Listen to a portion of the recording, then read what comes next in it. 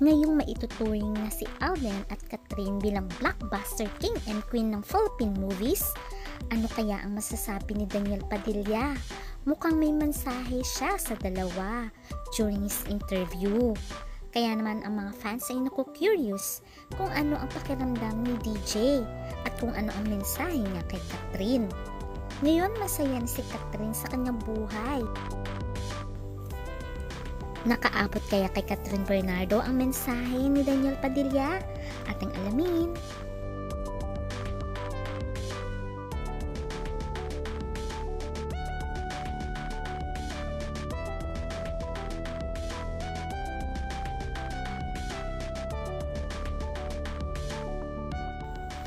Isa sa maituturing na hatas love team before ay si Catherine Bernardo at si Daniel Padilla.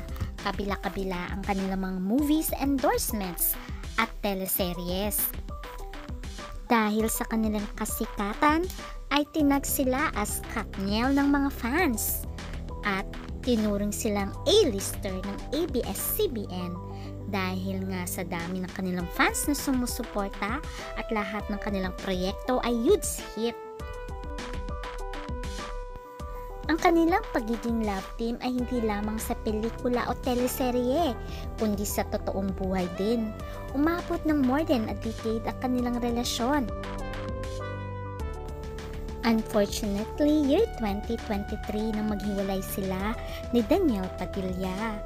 At ngayon malaya na si Catherine na nagagawa ang kanyang gusto. Ayon sa mga balibalita ay napaka-demanding ni Daniel Padilla at seloso. Lahat ng nais gawin ni Catherine ay minsan ay may say ang kanyang boyfriend. Pero sa totoo lamang ay ang nag-cheat naman pala ay walang iba kundi si Daniel mismo. Unang kontrobersya ay nang machismis siya kay Jasmine Curtis kung saan ay minessage niya ito. At during that time, nagkaroon ng misunderstanding si Daniel at si Sam Concepcion. During that time ay boyfriend nga ni Jasmine si Sam Concepcion. At dahil sa kontrobersyang iyon ay nagkaroon ng misunderstanding si Catherine pero tahimik lamang ito. Inayos lamang ito ni Carla na nanay ni Daniel. At ang last na kontrobersya kung saan humantong na sa hiwalayan ay ang chismis tungkol sa kanila ni Andrea Brillantes kung saan daw ay may nangyari pero wala namang pag-amin sa dalawa. Until napansin na lamang ng mga fans na in-unfollow na pala ni Catherine itong si Andrea Brillantes. Pero until now ay wala namang inaamin si Daniel Padilla tungkol sa relasyon nila na di umano ni Andrea Brillantes. Napansin din ng mga fans na in-unfollow na nga ni Catherine si Andrea. Kaya sabi ng mga fans kahit maka-Katniel fans sila ay naaawa sila kay Catherine dahil nga mas demanding at mas seloso itong si Daniel Padilla at minsan siya pa ang nagkokontrol kay Catherine. Ayon pa sa malalapit sa aktres, ay marami daw sinakripisyo si Catherine sa kanyang career for the sake of Daniel. At marami din mga bagay-bagay na tiniis si Catherine dahil mahal niya si Daniel. Tignan na lamang ang video ito kung saan ay galit na galit si Daniel Padilla at parang gusto niyang sapakin o suntukin ito si Catherine. At mapapansin din na sa mukha ni Daniel na lagi itong irritated at tahimik lamang si Catherine. Mapapansin naman sa facial expression. Meron pang ang chismis noon na muntikan na ang hindi gawin ni Catherine Bernardo ang Hello Love Goodbye kasama si Alden Richards dahil hindi aprobado ito ni Daniel.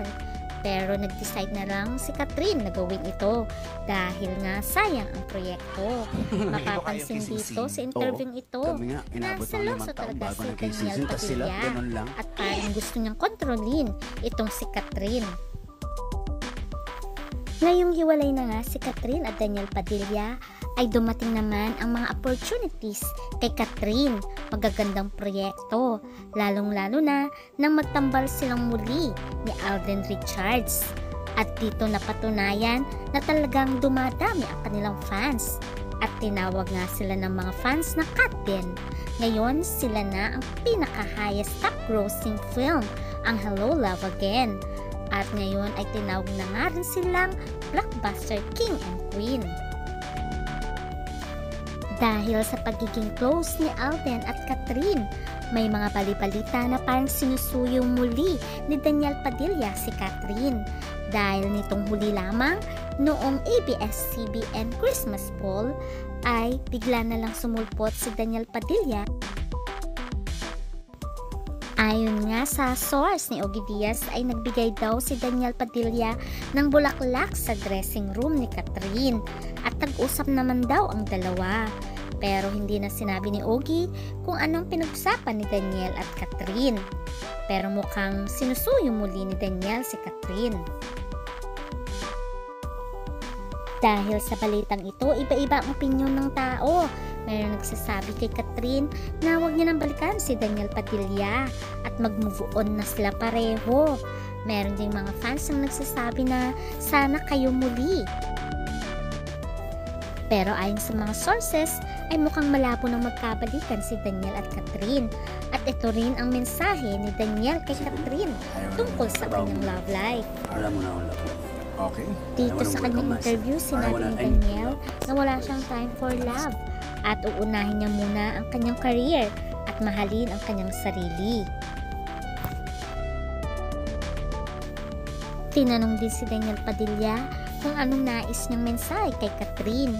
Sinabi ni Daniel na wish niya na maging masaya si Catherine sa kanyang buhay at sana daw ay maging successful ito lalo sa kanyang career. Sinabi din ni Daniel Padilla kung magkakaroon man ng boyfriend si Catherine, sinabi niyang wish them good luck. Kaya naman, ano sa tingin nyo? Bitter pa kaya si Daniel Padilla o nais pa niyang balikan si Catherine? Mapapansin din sa video ito na love ang tawag ni Catherine kay Alden. Mukhang may unawaan ng dalawa pero sinisikreto lang nila. Kaya naman siguro sinusuyo muli ni Daniel si Catherine. Ayon sa mga insider ay mukhang malabo nang magkabalikan si Daniel at si Catherine dahil mas napapalapit si Alden Richards sa pamilya Bernardo. Makikita rin dito na kalong-kalong ni Alden ang pamangkin ni Catherine, kasama din si Mami Min. Kaya naman ang sabi ng mga fans, mukhang boto si Mami Min kay Alden Richards. Ang opinion ng mga fans, meron mga makakat din, meron namang makakatniel. Pero ang importante kung saan masaya si Catherine Bernardo. At sabi nga niya, binigyan niya na ng second chances si Daniel Padilla pero hindi nito inilagaan ang kanilang relasyon. Pagkus ay nag-cheat pa ito. Kaya naman, atin nalang suportahan ang kanilang individual career. Sabi nga nila, hanggat hindi pa kinakasal si Catherine Bernardo, maaaring si Alden ang kanyang makatuluyan o si Daniel Padilla pa rin. Kaya abangan na lang natin ang susunod na kabanata. Please don't forget to like, share, subscribe. Bye!